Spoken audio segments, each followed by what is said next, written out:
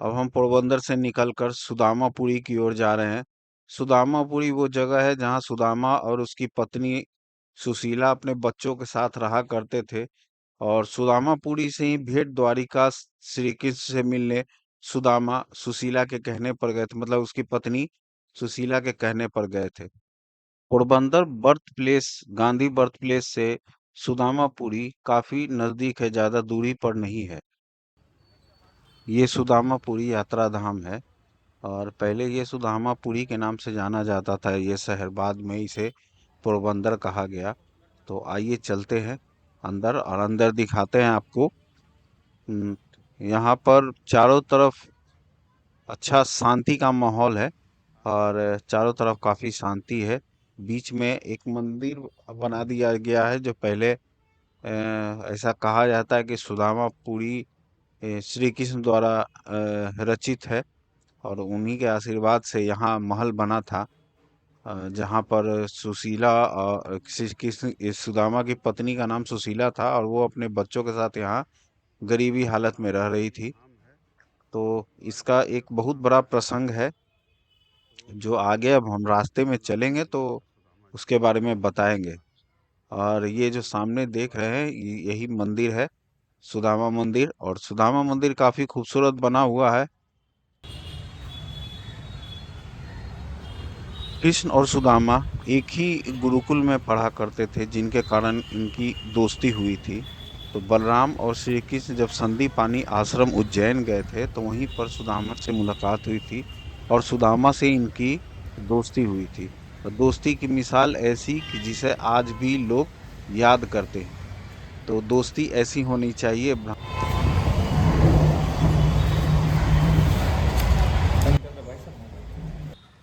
आशीर्वाद लेने के बाद इसे सुदामा लख 84 परिक्रमा कहा जा सकता है, जिसे हमारे फैमिली ने चलकर पूरा किया।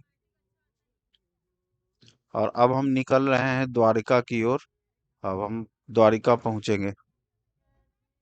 कहानी यूं है कि कृष्ण और बलराम अपनी शिक्षा ग्रहण करने के लिए उज्जैन संदीपानी आश्रम में गए थे, जहां उनकी मुलाकात सुदामा नामक एक ब्राह्मण से हुई थी और वहीं से इनकी दोस्ती काफी गहरी हो गई।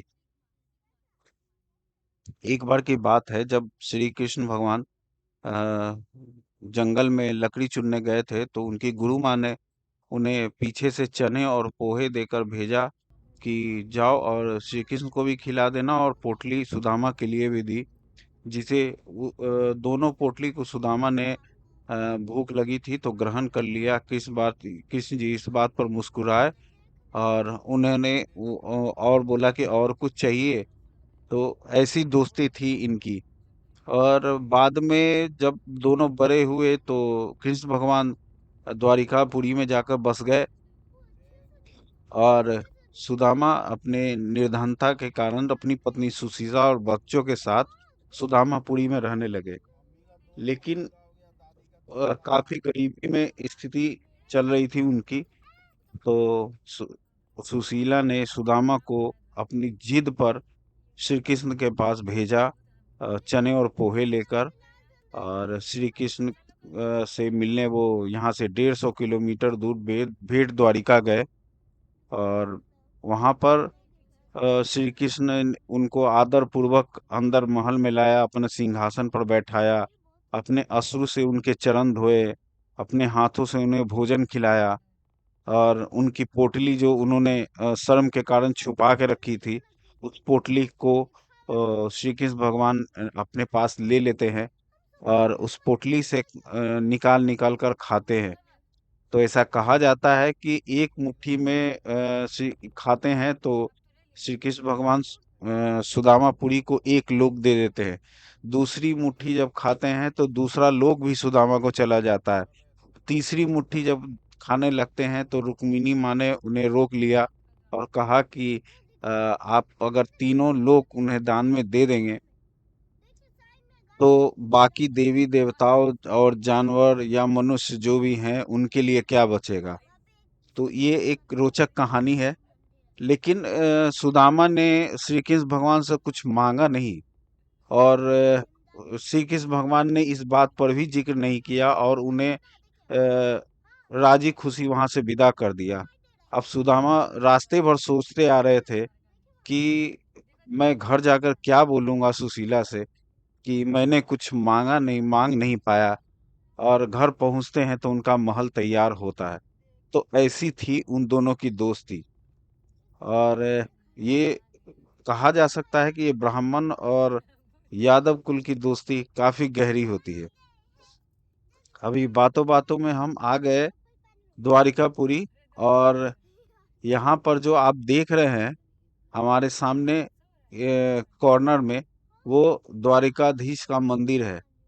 तो श्री सुदामा द्वारिकाधीश नहीं गए थे, भेंट द्वारिका गए थे मिलने के लिए, इसीलिए वहां पर भी एक मंदिर है।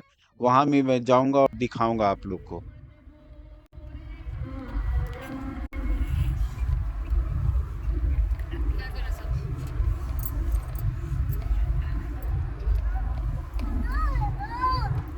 बदमाशी चल रहा है और क्या जैब पाने हुए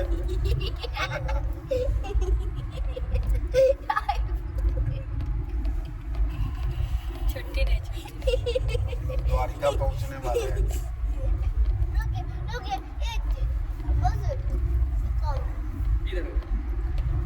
बैटरी नहीं है। यहाँ से द्वारिका की दूरी काफी अच्छी है। रोड बहुत अच्छी है। यहाँ से द्वारिका का जो रोड है काफी अच्छा है। हमने माधवपुर बीच के पास से पोरबंदर गए, पोरबंदर से सीधा द्वारका। द्वारका भी 15 किलोमीटर है लगभग।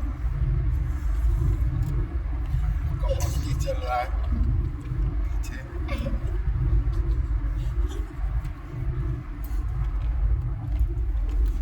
पढ़ाई लिखाई सब बंद है, सबको मस्ती चालू है। स्कूल बंद है तो क्या करेंगे? स्कूल खुला हुआ है, स्कूल को बंद किया हुआ है। नव्या की मैम वीडियो देखेगी, इसको डबल नंबर दीजिएगा मैम। मैम इसको मारिएगा। पढ़ाई नहीं यहाँ की मैम को दिखाएंगे। इसको डबल नंबर दीजिएगा।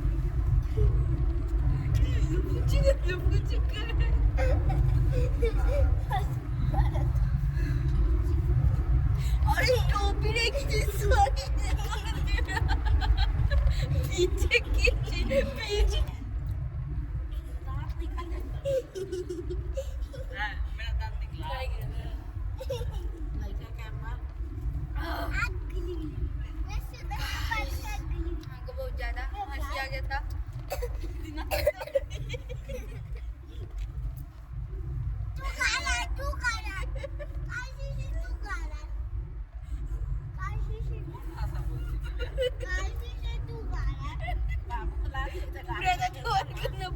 पूरा था।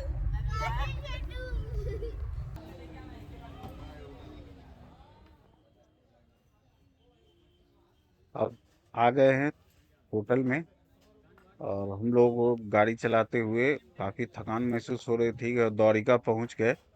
और द्वारिका पहुंचने के बाद हम आ गए होटल में। होटल में खाना खाएंगे, और यहाँ काठियावाड़ी और गुजराती थाली यहाँ मिलती है। सब खाने में हल्का बहुत मीठा रहता है, और खाना काफी स्वादिष्ट है।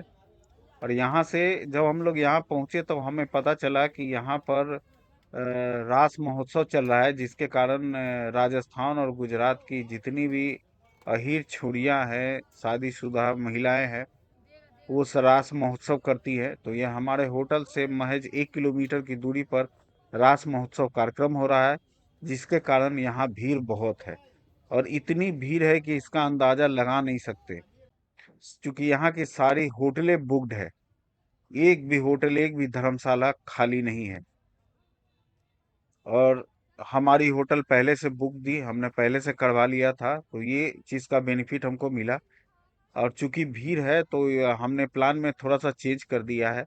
अब हम द्वारिका कल नहीं जाएंगे, कल सुबह में हम नागेश्वर ज्योतिर्लिंग जाएंगे, गोपी तालाब जाएंगे, और बेट द्वारिका का कार्यक्रम है तो बेट द्वारिका जाएंगे। रुक्मिणी टेम्पल होगा तो रुक्मिणी टेम्पल भी जाएंगे। तो हमारे साथ बने रहिए और हमारे चैनल को सब्सक्राइब जरूर कर दीजिएगा। अगर कोई गलती हो तो हमें माफ़ कर दीजिएगा और कमेंट कर दीजिएगा। अगर कोई गलती हो तो कमेंट में ज़रूर बताइएगा, ताकि अगर हमारी वीडियो में, चूँकि जैसा कि पहले मैंने बताया कि एडिटिंग मैं खुद करता हूँ, तो हो सकता है कि मैं भी थोड़ी बहुत इशू आती हो, क्योंकि ऑफिस आवर के बाद बहुत कम समय मिलता है हमें एडिटिंग करने के लिए, इसीलिए थोड़ी दिन पर हमारी वीडियो आती है। तो हमारे सब्सक्राइब कर दीजिए, हमारे सीरीज में बने रहिए। और कल मैं आपको नागेश्वर ज्योतिर्लिंग के दर्शन करवाऊंगा। और यहाँ पर थोड़ा सा फोटो सेशन करवा लेता हूँ। खाना हमने खा लिया, खाना काफ़ी स्वादिष्ट था, हल्का मीठा था। हम लोग स्पाइसी खाने वाले आदमी हैं, लेकिन फिर भी कृष्ण के धाम आए हैं तो यहाँ का स्वाद तो चखना ही होगा। तो हमने यहाँ का स्वाद चखा, काफ़ी आनंद आया। राधे राधे। 5 बजे। हमारे साथ बने रहिए और हमारे चैनल को सब्सक्राइब जरूर कर दीजिएगा और हमारे साथ नेक्स्ट सीरीज में बने रहिए। मैं आपको नेक्स्ट सीरीज में और भी अच्छे अच्छे वीडियो दिखाऊंगा।